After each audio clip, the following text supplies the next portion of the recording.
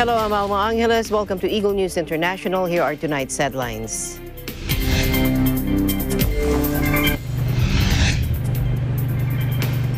The world ushered in 2022 with scaled-back celebrations due to new restrictions aimed at slowing soaring COVID cases, although hope remained for a better new year. 12 people were crushed to death in a stampede at an Indian religious shrine in the early hours of Saturday, as tens of thousands of pilgrims massed to offer prayers. The alert level status in Metro Manila will be raised anew from the current level 2 to 3 from January 3 to 15. Some sheds that were knocked over. And from science and the environment to breaking news to stories of inspiration and hope, our EBC Hawaii Pacific covered them all, and then some in 2021.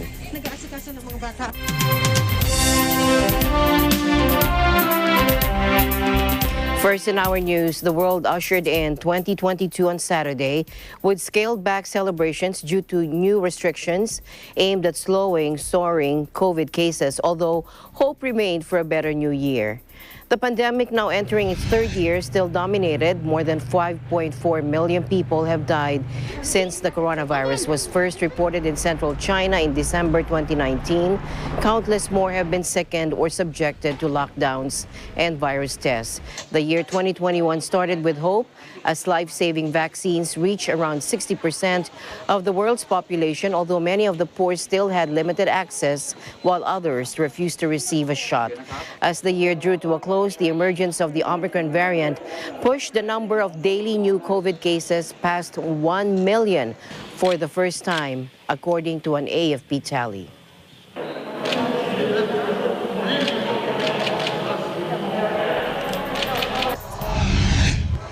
In Sydney, which normally bills itself as the New Year's Eve capital of the world, the vast harbor where people gathered to watch the city's fireworks was notably uncrowded, with tourists still unable to enter the country and many residents fearful of the rapid spread of Omicron. Tens of thousands were estimated to have attended rather than the usual 1 million plus.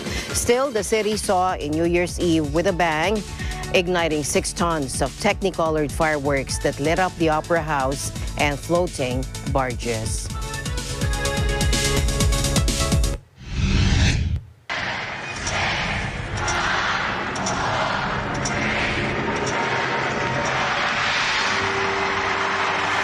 And New York brought back to life its annual New Year's Eve ball drop in Times Square after skipping the event last year over rising infections. But the scaled-down event welcomed fewer revelers than in previous years, with about 15,000 people, all required to show proof of vaccination, allowed in. Spectators kissed and hugged when the bell struck midnight as more than 1.3 tons of confetti carrying New Year's greetings was thrown from the roofs of buildings bordering Times Square. Facing a rapid rise in infections of the Omicron variant in the last few weeks and fears of a return to the nightmare of 2020 when the city was the epicenter of the epidemic, New York State has staked everything on mass vaccinations and testing. Now, the United States has set a new daily record of COVID cases, topping 580,000 new cases and shattering Wednesday's total of 488,000. For the first time in the pandemic, America recorded more than 2 million cases within just 1 week, and the U.S. is now averaging more than 300,000 new cases a day. Meanwhile, Madrid's Puerta del Sol, about 7,000 people, half the usual capacity, rang in the new year by eating grapes, one for each time the clock chimed up to 12. The square is only filled to half capacity to limit the spread of COVID-19 as Europe experiences a surge of virus cases from the Omicron variant.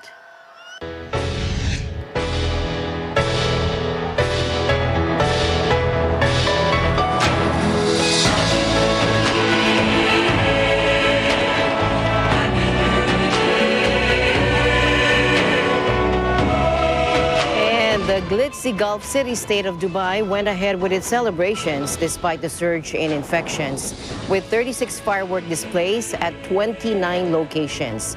A special laser show took place at the Burj Khalifa, which is said to be the world's tallest building. Delighted onlookers recorded with cell phones as the skyscraper dazzled in the night sky, beaming Happy New Year.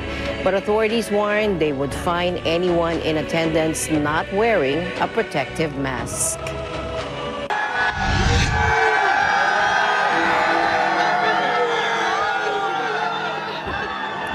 And thousands of Londoners lined the banks of the River Thames and crowd on Westminster Bridge to have a glimpse of the clock faces on the Elizabeth Tower for the first time on New Year's Eve since 2016 to 17. The dongs of Big Ben also rang in the new year for the first time since renovations began on the world-famous landmark 4 years ago. The UK on Friday experienced its warmest New Year's Eve as well on record, with temperatures hovering around 15 degrees Celsius or 59 degrees Fahrenheit, according to the Met Office. The village of Rye Hill in Yorkshire in northern England recorded a temperature of 14.9 degrees Celsius at 11 a.m. on Friday, breaking a previous record of 14.8 degrees Celsius set in Wales in 2011, according to the Met Office spokesperson Stephen Dixon. Despite the warm conditions, the UK celebrates New Year's Eve in muted fashion without the usual grandiose fireworks displays in London and Edinburgh, and with nightclubs closed and limits on social gatherings in Northern Ireland, Scotland, and Wales. The outgoing year is likely to fall inside the top 20 warmest years on record for the UK, a series which begins in 1884, according to the Met Office, as, quote, "Our climate is warming," unquote. And police officers patrolled the Champs-Élysées in Paris, which was lit with glittering red lights and festooned with 2022 balloons, also on the lookout for people without masks. Most people were simply asked to wear one, but some who argued were fined. The Eiffel Tower sparkles as midnight strikes, adorned with European colors and stars to mark the French presidency of the European Union in 2022. Last month, the government banned public concerts and fireworks displays at New Year celebrations and called on people to avoid large gatherings and limit the number of family members congregating at the holidays. France's unprecedented 232,200 new cases Friday marked its third day running above the 200,000 mark. Here in the country, the Department of Health reported a safer New Year celebration for Filipinos, as there were only 85 fireworks-related injuries. As of 6 a.m. today, 11% lower than the 2021 tally of 96. The tally is likewise 75% lower than the average 336 in the last 5 years, but the number of cases may increase in the coming days due to late reports and consultations. According to DOH, Francisco Duque III said during a press conference at the East Avenue Medical Center in Quezon City. The DOH data showed 36% of the injuries are at the National Capital Region, followed by 6 at Western Visayas, 15%, and Region 1, Ilocos Region, at 13%. 64 cases, or 75% of the 85 total, involved males aged 2 to 56 years. 10 cases, or 12%, suffered blast or burn injuries requiring amputation. 52 or 61% had blast or burn injuries not requiring amputation. 25 or 29% had eye injuries, and other cases sustained multiple types of injuries. There were no reports yet of fireworks ingestion, stray bullet injury, or death. Staying in the country, damage to crops and farm areas due to Typhoon Odette have reached around 9 billion pesos now, according to the Friday update on the Department of Agriculture. Regions Calabarzon, Mimaropa, Bicol, Western Visayas, Central Visayas, Eastern Visayas, Zamboanga Peninsula, Northern Mindanao, Davao, Soxcargen, and Caraga suffered the most, with 132,658 farmers and fishermen affected. Affected Affected commodities include rice, corn, high-value crops like vegetables and fruits, coconut, sugarcane, livestock, and fisheries. Also damaged were agricultural infrastructures, machinery, and equipment, but the values are still subject to validation. DA assured that at least 2.9 billion pesos of readily available assistance will be provided to farmers and fisher folk affected. The Department of Social Welfare and Development also said more than 154 million pesos worth of humanitarian assistance was already provided to affected families as of December 28. Meanwhile, the alert level status in Metro Manila will be raised anew from the current level 2 to 3 from January 3 to 15. Malacanang announcing this on Friday night. Let's listen in. Lahat po ng mga ahensya, tagapagpatupad sa mga alituntuning ito ay inaatasan na tiyakin na masusunod ang minimum public health standards lalo na sa closed at crowded spaces at close contact activities. Now, Nograles added that an increase in COVID-19 cases is expected in the succeeding days, thus the IATF's decision. After 12 days of active cases below 10,000, the number increased to 10,418 on the 29th of December and was at 14,233 by year-end after 2,961 new cases. The Department of Health also confirmed 10 new cases of the Omicron variant, with 3 already recovered. Nograles cited a high possibility of local transmission of the Omicron variant. Under Alert Level 3, establishments or activities shall be allowed to operate or be undertaken at a maximum of 30% indoor venue capacity for fully vaccinated individuals only and 50% outdoor venue capacity, provided that all workers of the establishments are fully vaccinated against COVID-19. Intrazonal and interzonal movement are still allowed. However, reasonable restrictions may be imposed by the LGUs, which should not be stricter as those prescribed under higher alert levels and subject to the oversight, monitoring, and evaluation of their respective regional IATF. Those below 18 years of age and those belonging to the vulnerable population shall be allowed access to obtain essential goods and services or for work in permitted industries and offices in accordance with existing labor laws, rules, and regulations.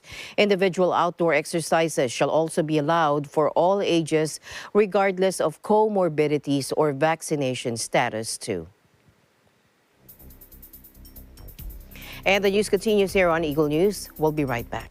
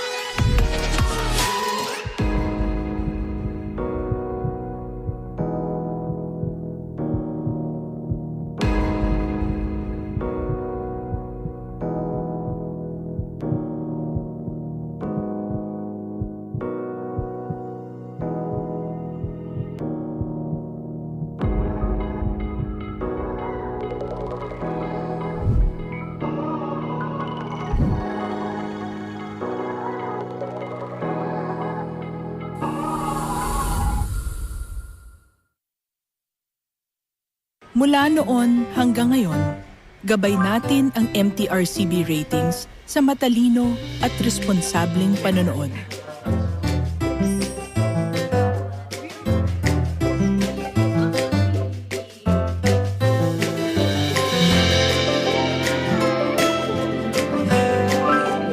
Sa tamang pagsunod sa MTRCB ratings, ginagawa nating ligtas at makabuluhan ang panonood ng bawat miyembro ng pamilyang Pilipino. Lumipas man ang panahon, hanggang may pamilyang Pilipino, andyan ang MTRCB.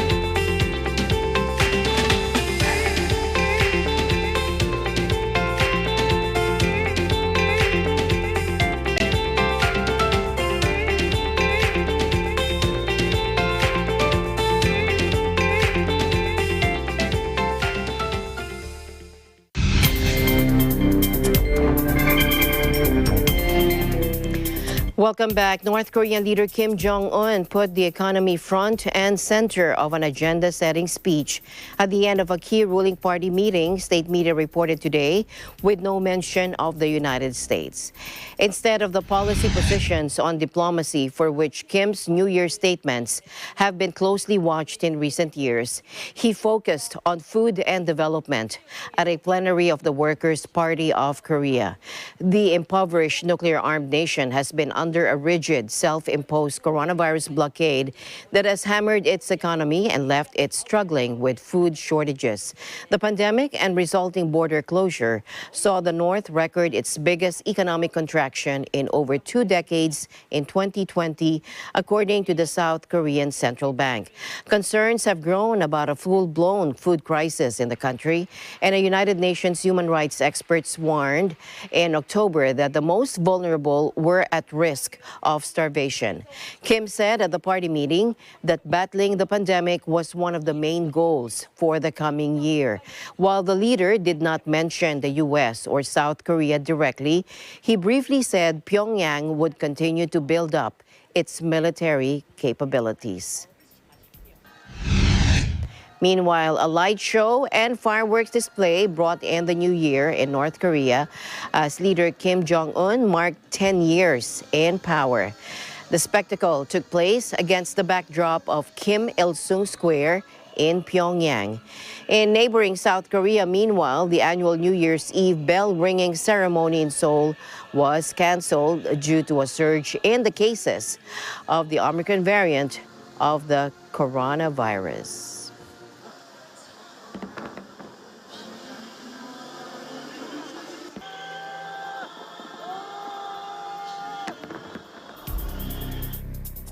Meanwhile, President Vladimir Putin said Moscow firmly defended its interests in 2021, a year marked by an unprecedented crackdown on the opposition and increased tensions with the West. In a New Year's address, take a look.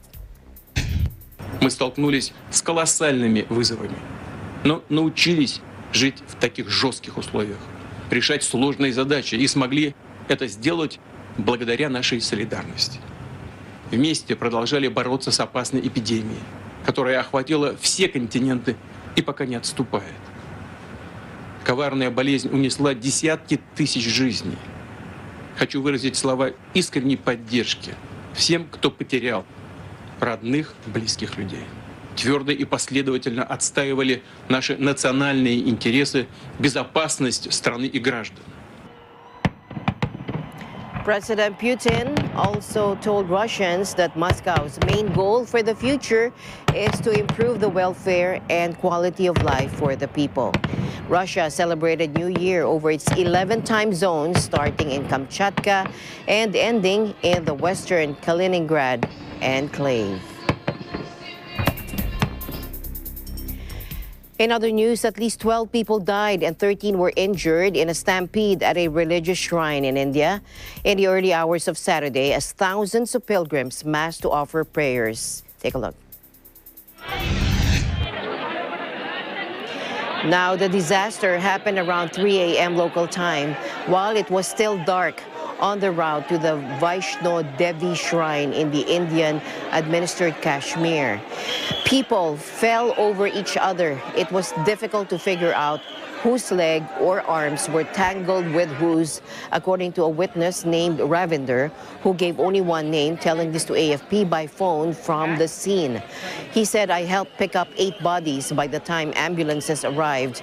After about half an hour, I feel lucky to be alive, but am still shaking with the memory of what I saw." Rescue operations started immediately, and the injured, some of whom were reported to be in a serious condition, were taken to hospital. Before the pandemic, every day, about 100,000 devotees would trek up to a steep winding track to this narrow cave containing this shrine. Authorities had capped the daily number to 25,000, but witnesses and press reports said that this may have been exceeded several times over. Meanwhile, hundreds of homes have been likely destroyed after wildfires blazed through Boulder County. The flames ignited yesterday outside of Denver. It also forced tens of thousands of people to flee, but there were no deaths reported so far. Take a look. Nearly 1,000 homes in 2 very tight-knit, beautiful communities that our state has are gone. And, you know, we talk about houses destroyed, but each house is not just a house, it's a home. This hit close to home for so many of us, literally in some cases for those of us who live nearby, but also in terms of this being a fire that wasn't a wildfire in the forest, it was a suburban and urban fire. This event was a rapid fire over a period of hours with gusts of up to 105 miles an hour, leapfrogging instantly over highways, over roads, across neighborhoods. I know residents want to get back to their homes as soon as possible to assess damage. In many of those neighborhoods that are currently blocked off, it's still too dangerous to return.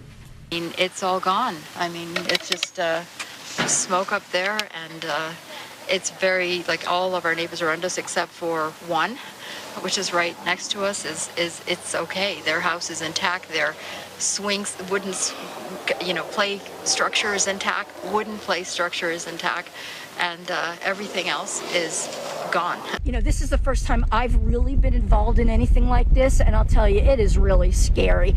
My son's in North Carolina. He deals with hurricanes, but, you know, every area's got, you know, it's got its good points and bad points, but this is really scary.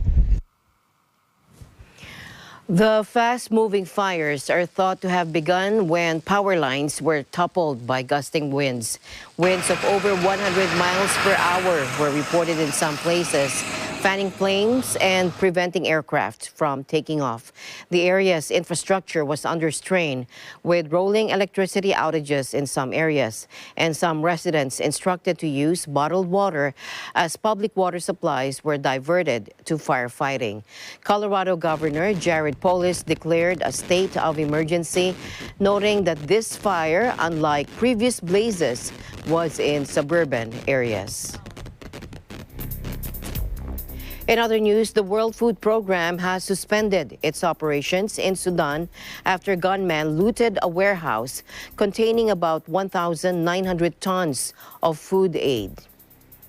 Now, they attacked all of its 3 warehouses within the area of North Darfur province. On Twitter, Darfur Governor Mini Minawi denounced the barbaric act and said those responsible will face justice. The vast, arid, and impoverished region awash with guns is still reeling from a conflict that broke out under former President Omar al-Bashir in 2003, leaving hundreds of thousands dead. And more than 14 million Sudanese will need humanitarian aid next year, according to the UN Office for the Coordination of Human Affairs, the highest level for a decade. Now, from science and the environment to breaking news to stories of inspiration of hope, our ABC Hawaii Pacific covered them all and then some in 2021. Eagle News correspondent Alfred Asenas gives us a recap from his part of the world. Alfred. Aloha, I'm Alfred Asenas, and here are just some of the highlights of this year from Hawaii and the Pacific.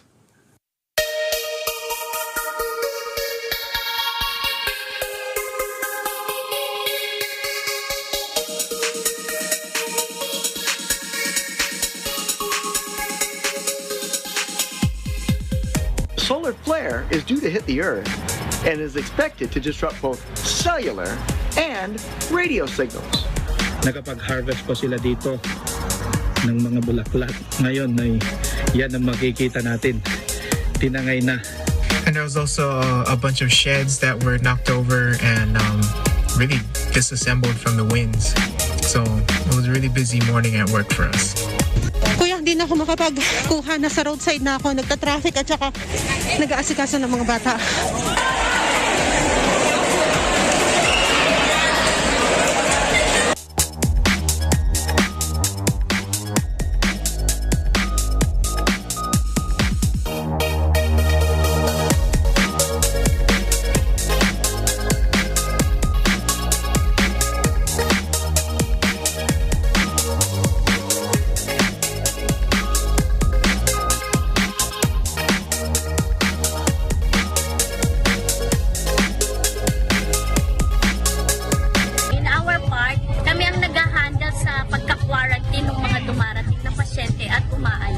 The members of the Church of Christ or Iglesia ni Cristo believe in taking care of our health so that we can continue in our worship and services to the Almighty God.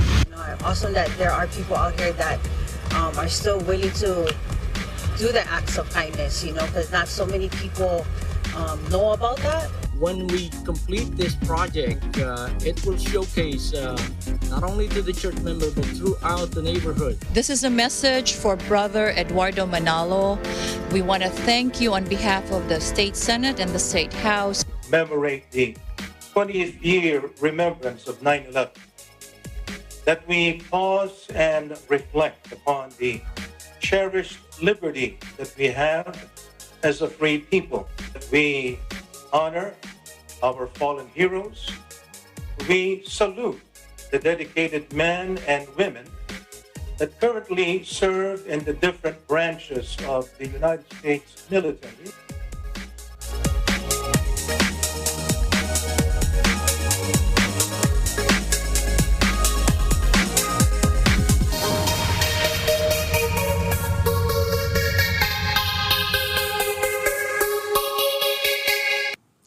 Stay tuned for more in the coming new year right here on Eagle News. We live in interesting times. And the news continues here on Eagle News. We'll be right back.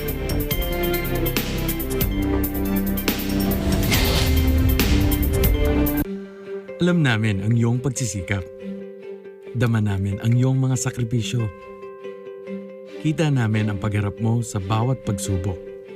Kaya sa kabila ng mga hamon ng buhay, nandito kami para umalalay. Kasi katulad mo, gusto rin namin ang magandang bukas para sa kanya. Hatid namin ang dekalidad na edukasyon at makabagong pasilidad sa abot kayang halaga. Kaya huwag ka na mangamba. Sasamahan ka namin tuparin ang mga pangarap niya.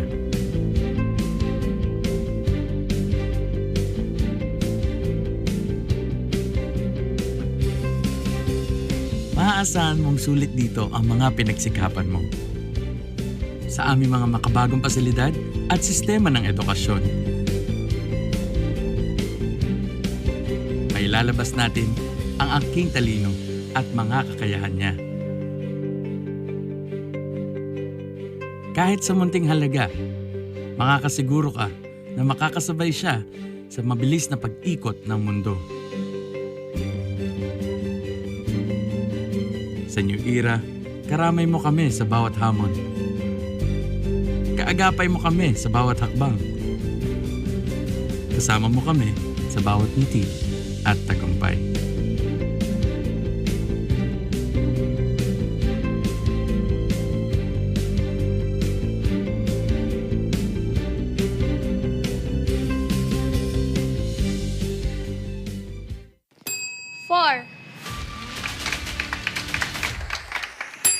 Miss Auditor, spell the word despondent. Ay, masakit sa mga puso ko. Despondent. D-E-S-P-O-N-D-E-N-T.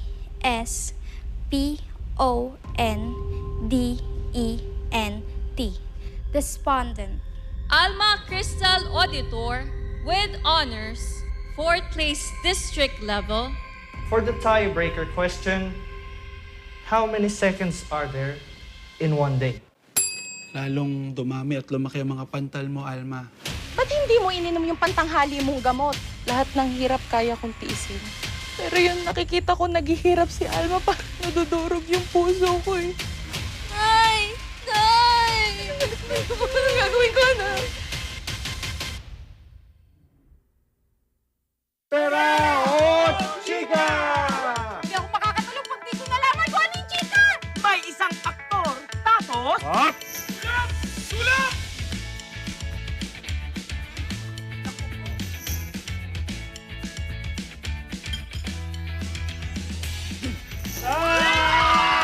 Ang inyong pinakabagong gag show. Dito sa Net25. Walang iba kundi ang... Bison TV!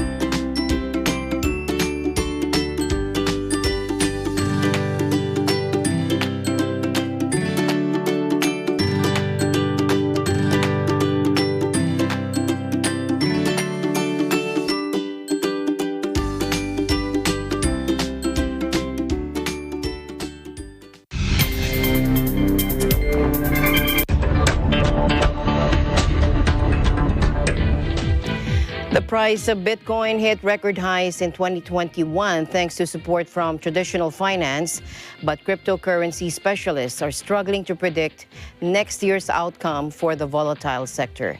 Having more than trebled in value to $60,000 between December 2020 and April, Bitcoin has lost some shine to trade at under $50,000 heading into the new year. The current choppy and directionless price action with a possibility of further pressure to the downside has introduced a lot of uncertainty to the digital asset market, noted Lucas Lagudis, Executive Director at the cryptocurrency investment fund ARC36. He added, however, that sustained adoption of digital assets by institutional investors and their further integration into the legacy financial systems will be the main drivers of the growth of the crypto space during 2022. Now, Bitcoin's rise in 2021 coincided with Wall Street's growing appetite for cryptocurrency. The record high in April occurred with the stock market debut of cryptocurrency exchange Coinbase. October's peak above $66,000 followed the launch of a Bitcoin futures exchange trade fund, or ETF, or the type of financial instrument on the New York Stock Exchange. Tesla boss Elon Musk helped the market rise and fall with controversial tweets about cryptocurrencies, and the move by El Salvador in September to make Bitcoin a legal tender also made an impression. But pressure has come from China's crackdown on the trading and mining of cryptocurrencies, while the risk of wider regulatory action from the likes of Europe and the United States weighs on Bitcoin. Bitcoin is at the risk of increased competition as it enters 2022, especially from its closest rival, the Ethereum, according to some analysts. In November, Twitter co-founder and CEO Jack Dorsey announced his departure from the social media platform, leaving him to concentrate on his digital payments firm as it looks to expand into cryptocurrency. And for now, Bitcoin remains the dominant player. According to the specialized site CoinGecko, The cryptocurrency sector has a market value totaling $2.36 trillion, with Bitcoin worth a combined $900 billion. Back here in the country, prices of liquefied petroleum gas, or LPG, drop at the start of this year. And separate advisories, Petron and Phoenix LPG Philippines Incorporated said they decreased the prices of their LPG products by 2 pesos and 55 centavos per kilogram, or 28 pesos and 5 centavos per 11 kilogram household cylinder. Petron also cut by 1 peso and 43 centavos per liter its auto LPG prices, while Phoenix decreased prices by 1 peso and 40 centavos per liter. The price adjustments reflected the contract price of LPG in the international market for this month. Previously, oil industry experts forecasted higher prices of petroleum products starting Tuesday, with big-time price hikes expected in diesel, gasoline, and kerosene products. Prices of gasoline are seen to increase from 2 pesos and 20 centavos to 2 pesos and 30 centavos per liter. Diesel from 1 peso and 90 centavos to 2 pesos per liter, and kerosene from 1 peso and 80 centavos to 1 pesos and 90 centavos per liter. In other business news, Sri Lanka's food prices rose by a record 22.1% in December, according to official figures of December on Saturday, as the country struggles to finance urgent imports to tackle an acute shortage of essentials. The Census and Statistics Department said food inflation hit an all-time high last month on a year-on-year basis since the Colombo Consumer Price Index, or CCPI, was launched in 2013. The price increases in December compared to a figure of 17.5% in November, the previous record, according to the department. It added that overall inflation was also at record 12.01% in December, the highest since the CCPI index was launched. President Gotabaya Rajapaksa, in his New Year message, expressed hope of reviving the cash-strapped economy, but didn't announce measures to address the crippling foreign exchange crisis. International ratings agencies have downgraded Sri Lanka and raised concerns about its ability to service its debt of $26 billion. Supermarkets have for months been rationing milk, powder, sugar, lentils, and other essentials as commercial banks ran out of dollars to pay for imports.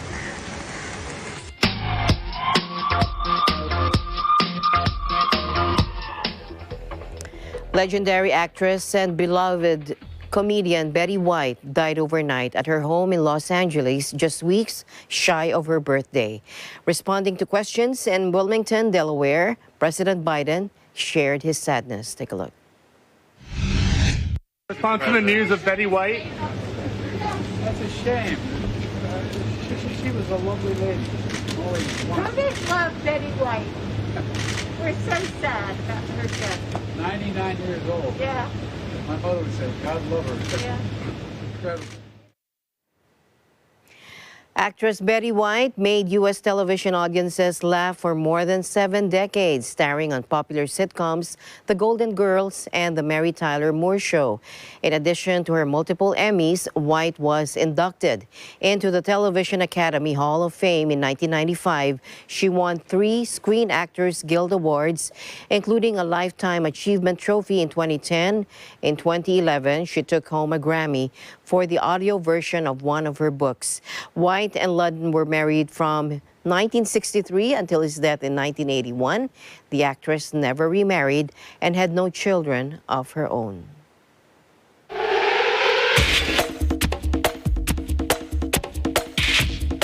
U.S. Open champion Emma Raducanu on Saturday pulled out of an Australian Open warm-up tournament next week as she continues to recover from coronavirus.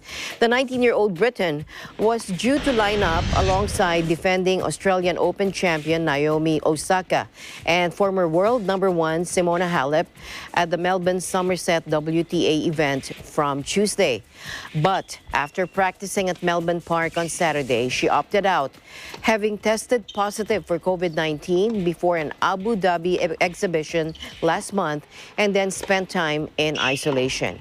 The timing to compete in the first Melbourne event this week is too soon for me, having just returned from isolation, she said in a brief statement. Look forward to seeing you to compete later this month, unquote. Raducanu became the first British woman to win a Grand Slam since Virginia Wade in 1977 when she triumphed at Flushing Meadows, but has struggled to find the same form since then. She has been working with new coach Torben Beltz ahead of what will be her first full season on the WTA Tour. Eagle News International will be right back. Stay tuned. Mula noon hanggang ngayon, gabay natin ang MTRCB ratings sa matalino at responsableng panonood.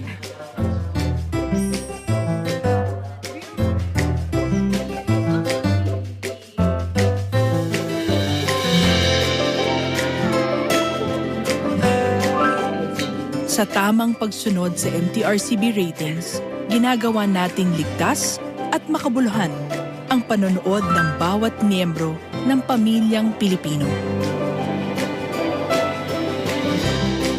Lumipas man ang panahon, hanggang may pamilyang Pilipino, andyan ang MTRCB. Happy New Year! Salubungin natin ang bagong taon na happy at may ngiti sa ating mga labi. Let's meet our special guests from the International Ventriloquist Society of the Philippines. Sino sa mga naging presidente ng Pilipinas ang kaapelyido ni Diana Zubiri? Agad-agad. Ali, ikaw ang sasagot. Sana ngali! Sana ngali! Siya nga pala si Jano the Puppet. Ano? Jano, Joho! Jano, Joho! Ano ba yung Joho? Ang Joho ng kilikili mo! At ito ang Taragay! Taragay!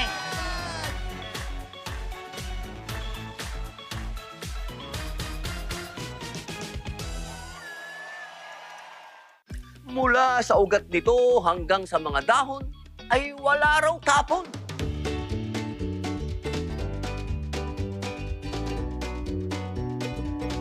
Yung coconut po ay readily available, hindi siya alagain masyado. Kialagaan mo siya, hindi, mamumunga at mamumunga siya. And I found out na ang coconut oil ang isa sa pinakamagandang langis na raw material sa paggagawa ng sabon. This is Mutia Cristina Capapasis, your Mrs. Universe Philippines Mindanao 2021, and I am ready to do the Coconut Exercise Challenge. Dahil sa coconut, posible ang pag-angat. Ako po, si Robin Padilla. At ito po ang unlad, kaagapay sa hanap buhay. Sa hanap buhay!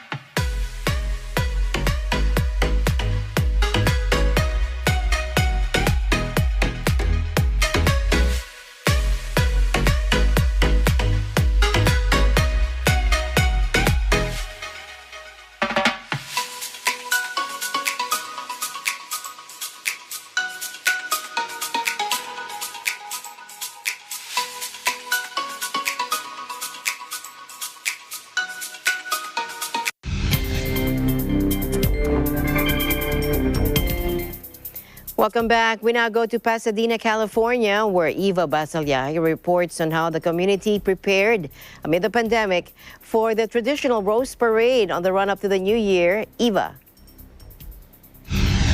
Happy New Year to all the Eagle News viewers out there in the world. I wish everyone a Happy New Year.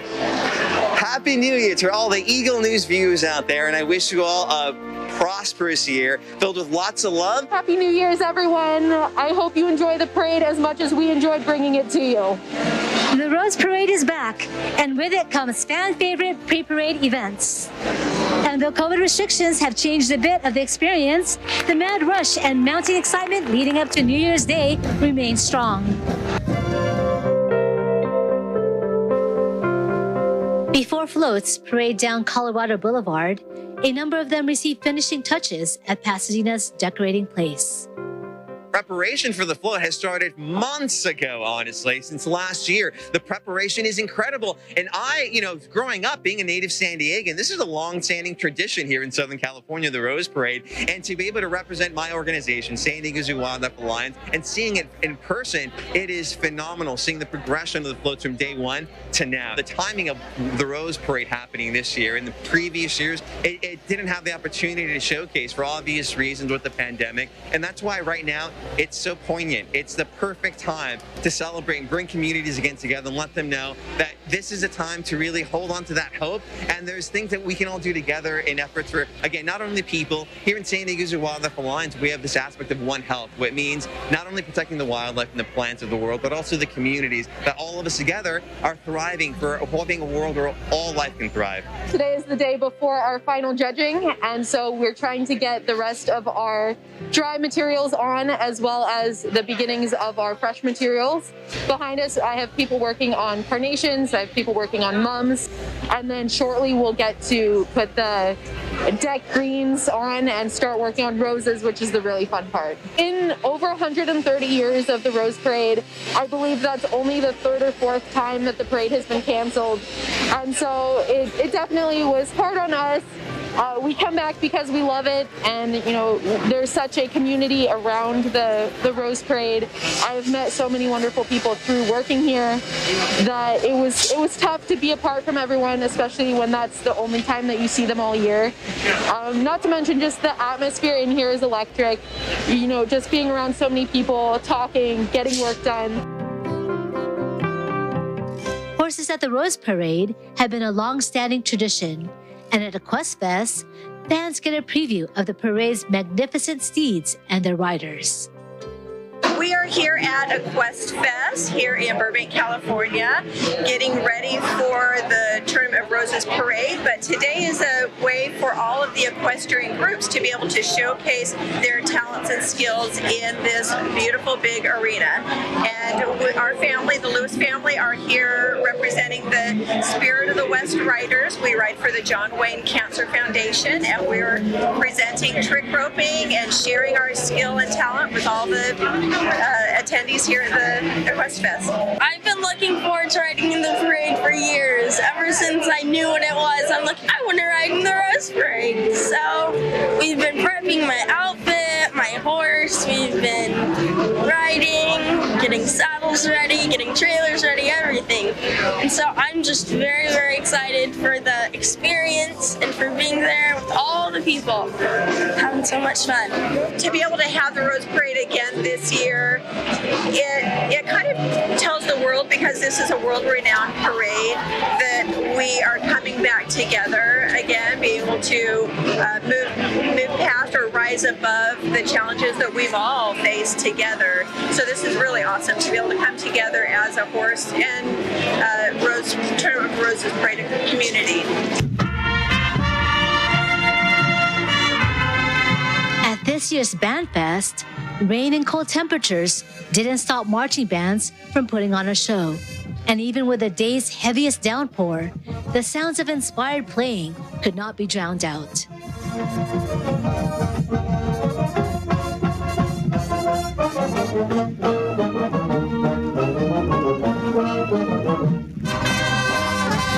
The marching band demonstrations provide an optimistic impression that the New Year's Day performances will be even more engaging and spectacular.